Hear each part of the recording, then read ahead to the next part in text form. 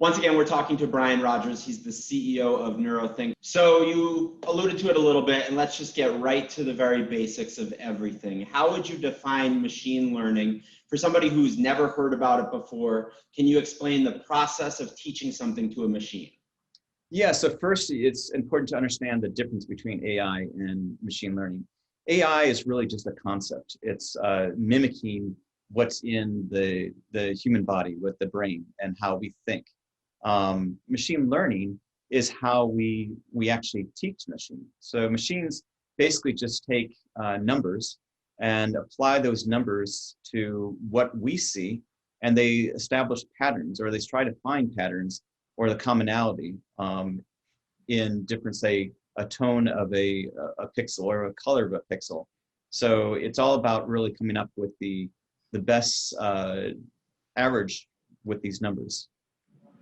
So if I wanted to teach, for instance, a machine what a dog is or what a cat is that something that's possible?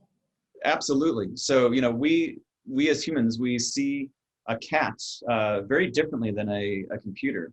We see a cat, we see the fur, and we naturally understand that the cat is a cat.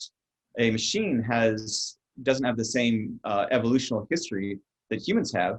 So you have to train a computer a little differently. So think of it as a cat would be a grid of numbers, and a certain set of numbers would represent different features of the cat, whether it be the color of the fur or the paws, the legs.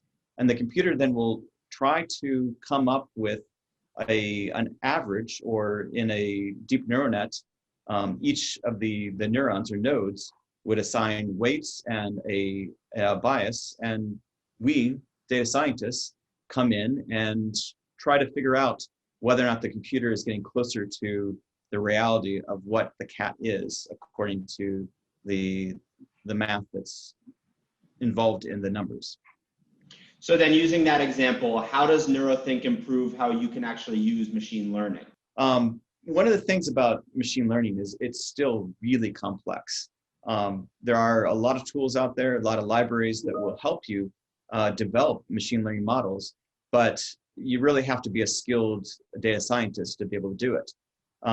At neurothink, we are trying to develop a platform that will be easy enough for a student to use, but advanced enough for some of the best data scientists. So, really this plays into our whole motive of making it radically accessible.